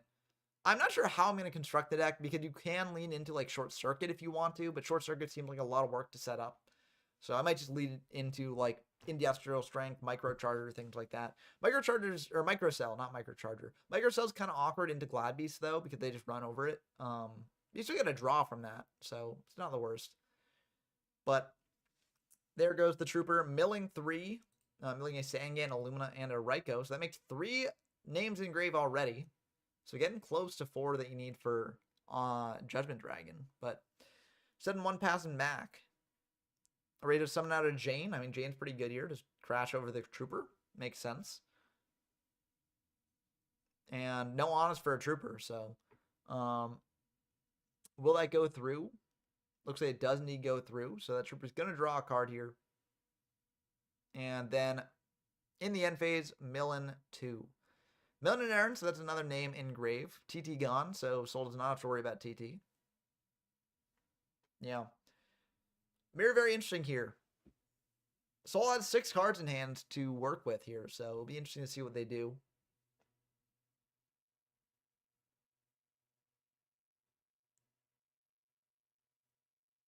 There's a Jane of their own, so Jane does win the Jane battle because you attack in with Jane, it gains the 3, gets over the other Jane, and deal 300 to your opponent. That's pretty good. Setting another back row, passing back to Artos here, and milling 2 on Soul side of things, and that is 4 names engraved. You got 1, 2, 3, 4, 5 actually, so even if there's a crow in hand, Rangers cannot stop the Judgment Dragon from coming down potentially. But Lumina will come down here, pitching a Necro, getting that set up. You can't chain Oppression to this, I don't think. Maybe you can. Actually, no, I think this is a format with a ruling like that. I could be wrong. But, you know, that is another important difference if that's the case, because this thing does not work that way in Dad Return format. In Dad Return format, you have to have this face up on field before you activate it. But I think this has changed by that time. But yeah, Gerbil said there's one crazy Gladiator Beast mirror. Wow, I love Gladiator format. Yeah, I mean, everyone brought Lightsworn here. It's unfortunate that you got knocked out in the Lightsworn mirror first thing, because like it would have been cool to see Lightsworn in all 4 brackets and then just converging to the finals. But you know, that's what happens sometimes. Okay, yeah, this is the first format where continuous traps can activate in the same chain, like Oppression. Okay, yeah, so that makes Oppression an even better card in this format. And yeah, very, very good Oppression there from Soul, stopping the Lumina. And Necro is set up in the grave, to be fair, but yeah, Soul just got a lot more pressure here, and Royal Oppression makes things very awkward for Artos here. And Artos is going to pay the 800 to stop the Wolf from coming out, so that makes sense as well. But they just don't have the gas that they need there. So, yeah, I mean, Lightsworns, you know, maybe you've been sleeping on them. I said earlier, as just like a caveat, you know, make sure not to take the results of this as like gospel and be like, oh no, like Lightsworn's the new tier 1 or tier 0 deck. But, you know, it definitely is very good. Colgate VT says Geyser's Pog. Unfortunately, not Geyser's Pog in the finals here. We did get to see some Geyser's earlier on in the event, which is very cool because I think Geyser's is a really cool card. It like basically single-handedly propelled Gladiator Beast to a tier 0 format. Although, you know, as we're seeing here, maybe it's not tier 0 after all. Maybe Lightsworn is good enough to take that tier 0 crown away from Gladiator Beast and be something on its level. But we'll have to see. Papa Perez says that Lightsworn is so strange, very high ceiling, but not a complicated combo deck. Just get good mills and draw right. Honestly, I think that applies to a lot of the decks in this era. I think GB is very similar to that, where like there's very high ceiling, not too complicated. There's only so much you can do per turn. But the choices that you do make with that are very important. And so I do think it's kind of cool. I think that both the decks are really cool. I would not be unhappy if it turns into actually a 2-deck meta where like, you know, it's Lightsworn versus GBs. That'd be cool. Dad is still around, but unfortunately, Dimfuse is banned, which really does hurt Dad Return a lot.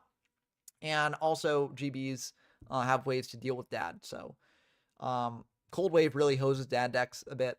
And, yeah, it's just kind of rough.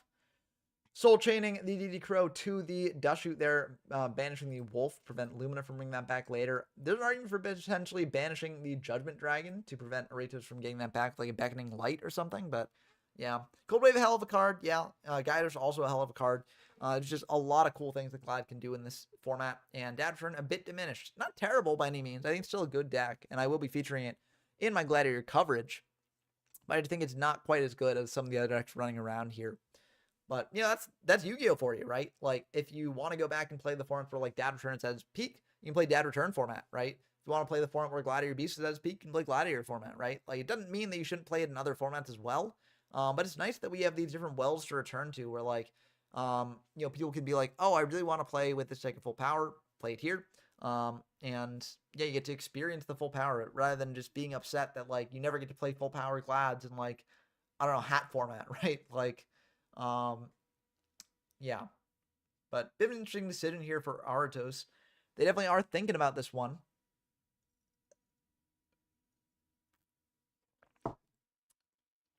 Seeing what they want to pick here. Maybe I should do another poll. What would you pick? The left card, the second left card, the middle card, second right card, and the right card. AVT said there's a format for every deck except Karibo deck, and that's what I'm always saying. Maybe there's even a format for a Karibo deck. I mean, Curry Bandit sees a lot of play in hat decks, so it's pretty cool. Anna Given says trying to find out which format is Cyberdark's peak. I mean, honestly, there's got to be one of them out there. Maybe the new support that came out recently in the Modern era, but you can do cool stuff with the deck for a long time.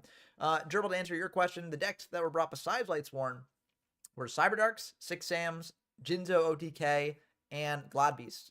One that seemed like a more standard version of Gladbeast, and another that seemed like a sort of combo hero Gladbeast deck. So like it was playing like Ellen to Hero Neos and bring that back with like Hero Blast. So that's pretty cool. Yeah, Cyberdark did pretty well at regional, so the deck does have potential, right? But like it's just kind of underpowered compared to a lot of other stuff running around. But I definitely see it having potential and like doing potentially well. I'm not going to count it out, but it definitely does have its flaws, you know. But that's a pretty good recharge. Milling the Wolf. Wolf comes back and then can just wreak havoc here a bit. Also, 2 more cards there that Dashu cannot touch. So a bit more uncertainty from Aratos as to what exactly Soul has here. What's going to happen? Will Lightsworn win or will Lightsworn lose? 57% say Lightsworn will win, but 43% say Lightsworn will win. So it's a bit of a tricky one here, honestly. And I guess it's probably the modern stuff, but I don't really care about that since it's I think it's 2007, the one deck people talk about from back in the day is the one that got a profile with Kaiser Glider that's no good IMO. It didn't top, it got a profile. Yeah, and like I think Kaiser Glider's a bit of a bad card in that deck. I mean, it's fine probably. Like it's just a guy, right? Bounces the thing back, you know, that's cool, but I don't know, it's just not the best I think in my opinion, yeah. But still cool that it topped back in the day. Or there was one that it topped, I think, back in the day, but that might not have been the Kaiser Glider one. Okay, it didn't top. Okay, so I guess it didn't. Yeah, damn. Maybe we can go back in time. Maybe with these sort of locals events and monthly tournaments, we can go back in time and get Cyberdark the top that it deserved. You know, except without Kaiser probably, because Kaiser isn't the best there. But yeah, this is going to be a tough spot for artists to get out of potentially. 2 back row. I mean, they probably know relatively what some of those are. But yeah, it's looking a bit bad for Artos here. Exploded Dragon triggering if it was in Spell and Trap Zone would be pretty cool. I agree. But unfortunately that's not how it works. And unfortunately we do use the historic rulings at the time. So even if we change it, you know, it wouldn't be how it worked at the time. But that would definitely increase the power of the deck, because then you get a guy out that, like, if your opponent pops it, you know, they will get destroyed, you know? So, yeah. Artists thinking here, though. They're thinking a lot. They're thonking. And I even said, even in that exact deck, I think Whitehorn Dragon is better than Glider because a troop dupe format, so you dump a lot of spells. Honestly, Whitehorn Dragon is how the deck is built in Chimera deck format, where like you really first play it in some capacity. Not Cyberdark specifically, but dragons, and going into like 5-headed dragon and stuff like that. And it's played with Whitehorn, and Whitehorn's a pretty cool card. So McDonald's card on top of that. Reborn here, but Oppression will get fired. So that'll stop the Reborn from going through. Honest coming down, probably just attacking over the Trooper, bouncing back to hand. That would be my guess. But yeah, this is desperate times. Desperate times for Artos here. 5-head please, exactly, with the 5-headed dragon. Yeah, not looking too good. Oppression is really good if you got a lot of life points, but if you don't, it can be really bad for you, because then it means that your opponent can use up more of their life points to stop your stuff, whereas you can't really do as much to stop them. Yeah, Oppression, very oppressive card. Just brutal card. A card that a lot of people hate for good reason. And, yeah, I mean, I think you're seeing that reason here. It's just very unfortunate. Wolf attacking in for 21. dropping Artos down to 4,000 there. And then main 2, setting 1, could be a Raikou, could be a Gardena. But either way, that's bad news for Artos. So yeah, Rhoda's going to be good here, though. Rhoda for what? Garoth, maybe? Jane? Probably Jane's better. But it definitely is tricky. Garth, okay. So they are going for Garth. Gonna go for recharge here, pitching the Garth. So it seems like they're pretty down bad here. PG Art of Darkness says 1-card floodgates have always been a awful, awful thing in Yu-Gi-Oh! And that is very true. Like, it's never fun when your opponent just flips up a floodgate and it's like, haha, you can't play the game. And that's very, annoying. But it is what it is. It's just the nature of the game. There's always going to be them, unfortunately, for better or for worse. And that's just how it goes. But the President did get a power boost with the new ruling, and that is just very, very brutal for Artos here, because now the Wolf will be able to attack him for 2,100, and it's going to be rough. Fun fact, if they'd milled a Wolf here off the Raikou, I think they would have still been able to summon it without the Oppression actually being able to stop it, because it didn't damage step. The President cannot work in damage step. But, yeah, it's 2 Honest gone. Not looking too hot here for Artos. Setting 1, setting another. Passing back. Honestly, there's an argument for like summing out the Garoth and just tagging in, but you kind of needed that for the recharge. I think recharge probably would have been the better option, because if you draw into a Lightsworn, right, you've got Honest in hand. You do basically the same thing you would have done for the Garoth, but you've gone deeper into your deck. So I think that's still the right play from Artos, but yeah, it's just tough. Okay, the numbers have shifted a bit. Now 62% say Lightsworn will win. 62 versus 38, so yeah, it's pretty cool. The tides have been turning for Lightsworns here in the game 3. Did they attack? No, they did not attack in, so they held it. Not why new, or no, the Necro Garden got banished. Okay, that made sense. Yeah, they attacked in, but the Necro stopped it. Or the Necro stopped the attack from going through, at least. So Aritos, they are sort of clawing their way back into this a little bit. But it is just going to be a tough one with that Wolf just soloing, right? This thing is just annoying for people to deal with, for good reason. It's a bit of a think. If there's a Celestia as well, Celestia can go pretty hard here. Just blowing up the entire board that Aritos set up. So, not the entire board technically, but like a lot of the board, See how many names are in. Okay, Soul Recharge here, pitching a Gareth. And going for some draws. So they're probably thinking, like, do I do this? Or do I summon out the Garoth and get more aggressive here? I think this is good to do. You're potentially drawing into more Lightsworn names and stuff. Like, you're potentially drawing into your Janes. You're drawing into your other stuff. So I think this makes sense. Did they mill yet? Okay, there's 1 mill. There's the other mill. Milling the Necro is very good. That's 2 Necros in grave. That's pretty brutal for Artos here. But that's how it goes sometimes. Alright, Artos can potentially get this to deck out. That's a valid win con against Lightsworns, potentially. But, like, Lightsworns have a lot of gas here, so they can probably just turbo through. Yeah. It's brutal. It is brutal. There's a Sangan. Keep the pressure going. It's a 4-turn clock here. Wolf attacking into the set. Probably a Raikou. They're thinking about this. They're thinking about what they've got. I think with Mirror Force, you just go for it, right?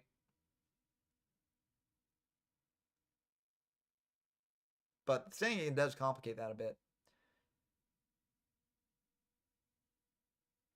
Fiend Comedian.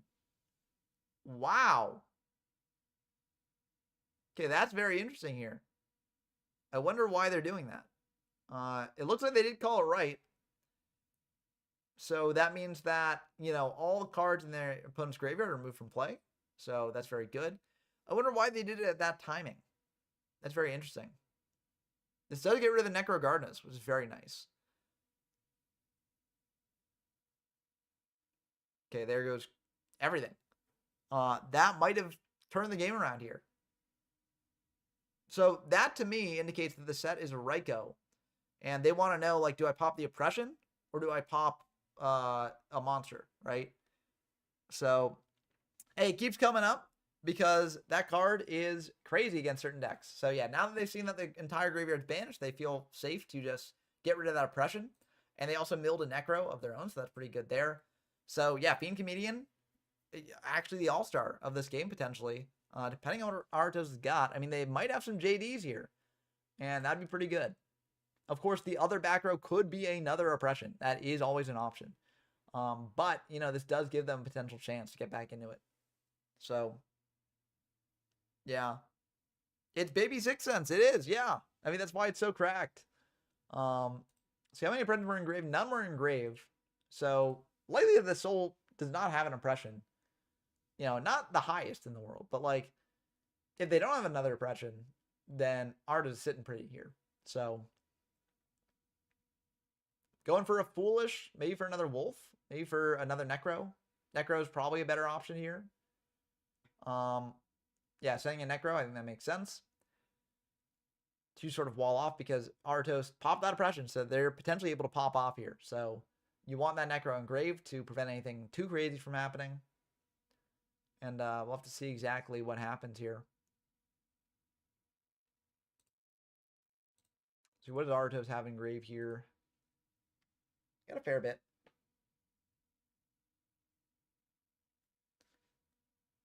But yeah, this is a pretty intense match, as Papa Perez says. It's kind of wild. 95 Clemmy said, do you think Foolish Burial is necessary in Lightsworn? You mill a lot anyways. That is true. But I think, like, the way I conceptualize it is just like, would you play a card in your deck that just thins out your deck by 1 and gets a 2100 attack point guy on field, right? And like, they're basically Foolish in this deck reads like special summon a 2100 attack point guy from deck a lot of the time. And the times where it doesn't read that, you're still getting utility off of it because you're sending something that you want to get engraved, right? Like you're using it for a different purpose. So it's like, it's basically like a better Sidra that also can flex into other things. So I think that Foolish Burial probably is good to play in the deck. Do you want to play 3 of it? Maybe not, but like I think it is very, very good. And I would personally play it in a Lightsworn deck, but that's just me. Yeah, that's just my reasoning for it. But Archer's thinking here, probably thinking about whether that other back row is another Oppression.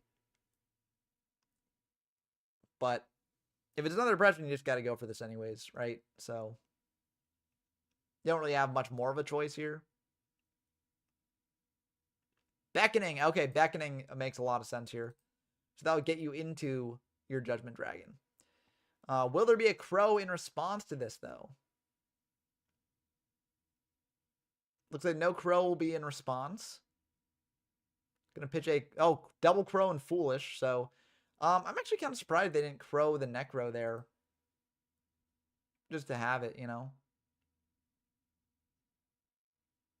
But Judgment Dragon coming down now. Double Honest does not quite get you to lethal over the Wolf. So yeah, they're gonna pay 8,000. Pop the board. I guess the reason why you hold the Crow is because you're like, well, I want to get the double Honest just in case my opponent has an Honest to run over this JD. So yeah, Sangan going through here. Yeah, honestly, there was a world in which Soul changed Beckoning to the Fiend Comedian just in case the Fiend Comedian went through. But then again, I'm not sure what you get back because if Fiend Comedian goes through, like you can't do anything about JD anyways. So like, I think it's fine to do what they did. But it would have potentially put them in a better spot here because then you get Honest. You could do the same thing that Rangers did here where you do double Honest and maybe like Illumina, honestly. Maybe the Jane. But it just gets you more aggressive there. Oh, Foolish is at 2. Okay, so yeah. Not at 3. So definitely not at 3. Again, I mentioned earlier in the stream, like I haven't done my guide for this format yet. I'm just familiar with it because I played an event for it. And also I'm just familiar with the general card pool at the time. So that is something that I will need to get better at. Just, you know, knowing what exactly is in it and what's around. But man, our art has turned this game around. Like that is a crazy recovery here. And Fiend Comedian, that is the all-star of this game here. Without that, they would not necessarily be in it as much as they are.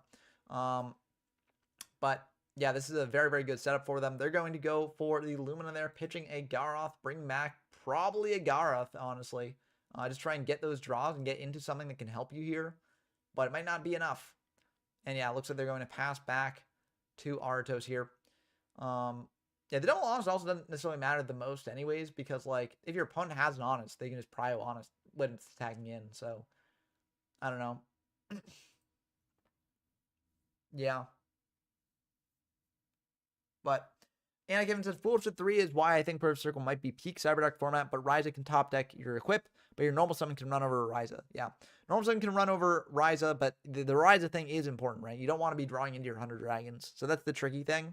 Another thing with a lot of decks, where like a lot of decks in Perfect Circle run into the problem just like Ryza spinning something back is so brutal. But you know, it is what it is, right? And again, Perfect Circle format, if you want to play it, it's there to play, and you know what you're getting into when you play it, right? You know that you're gonna have to deal with Ryza in one way or another, and it's gonna be pretty oppressive there. But yeah, PJ says I would have gone full tilt after staring down oppression. I mean, that's why, you know, Arto's just built different, you know. I guess the reason why they were okay going for double honest on the beckoning is because they've got the Necros engrave, or the one Necro they had engraved, so that makes sense. But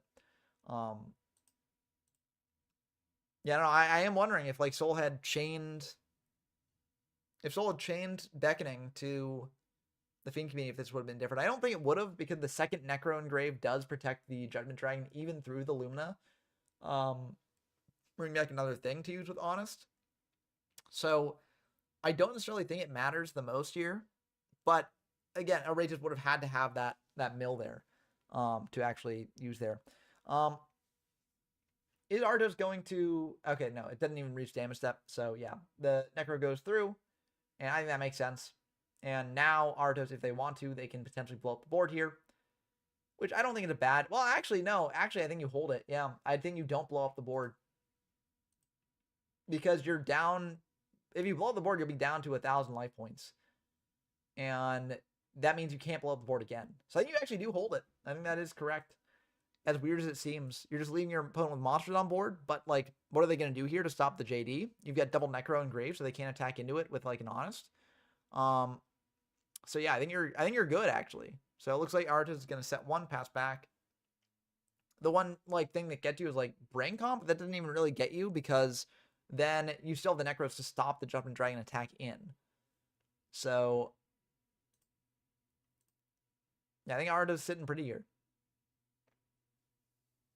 Wow, this is such an intense game, and it really does show that there's a lot of skill in the Lightsworn Mirror. You know, we've been talking about how sacky the deck is, but like, there's a lot of different interactions that you need to know about and like think about, and a lot of different tech cards that can come in that can be very, very strong, and like knowing when to use those tech cards and when not to use them is very strong as well.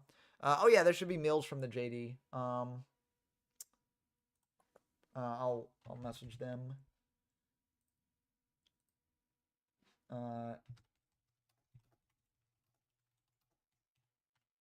Yeah, I don't know. I worded that wrong, but yeah. It's a very easy thing to fix here. So,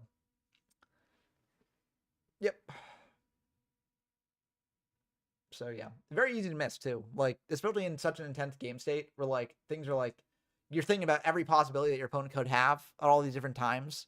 But yeah, JD with exactly 2,000 remaining is very, very sad indeed, Anti-Kevin. But I mean, all three of Soul's Necros are gone. So next turn, you potentially just have a straight line in with the Judgment Dragon if you hold it there, which they did hold it. And I think that makes a lot of sense. So yeah, things are looking good here for Artos. Yeah, and Soul just saying GG's, wrapping it up. Yeah, there's an honest there, pre-mat, but nothing engraved really to pre-mat back. And then a JD of their own. So the JD was hit by that. Oof, that's brutal. Yeah, GG's indeed. I'm really curious what would have happened if Soul had beckoning in response to the Fiend Comedian, but it's tough to know what will happen in that situation. But yeah, Fiend Comedian, that timing on Fiend Comedian, really cool as well. And I mean, that was just awesome. So very, very cool stuff here. Very, very cool text from both players. And I mean, yeah, it's just, as Arto said, this game looked so bad for them at first, but they managed to come back, showing how strong this deck can be if it managed to embrace its sort of high rolling nature and really just lean into that and potentially turn the game around from that. So very, very cool stuff. Yeah, and I'll definitely be experimenting with this deck in the future on the channel. If you want to see that, like, comment, subscribe, do all that stuff. And we're trying to reach 2,000 subscribers eventually. We actually lost a subscriber to this stream. So, someone didn't like the stream enough to unsubscribe. But, if you liked the stream and you're not subscribed already, it would be a real help if you did subscribe. It'd be nice just to see the number go up and also just grow the community even more. The more we grow the community, the more we are able to grow these old formats. So, yeah, I hope you all enjoyed the stream as always. And I'm probably going to call it here. But, yeah, look forward to Gladiator Format. I'll be announcing the start time of the monthly event pretty soon. And head over to the YGO from Zero Discord server if you want to join that. So, see y'all next time. Peace.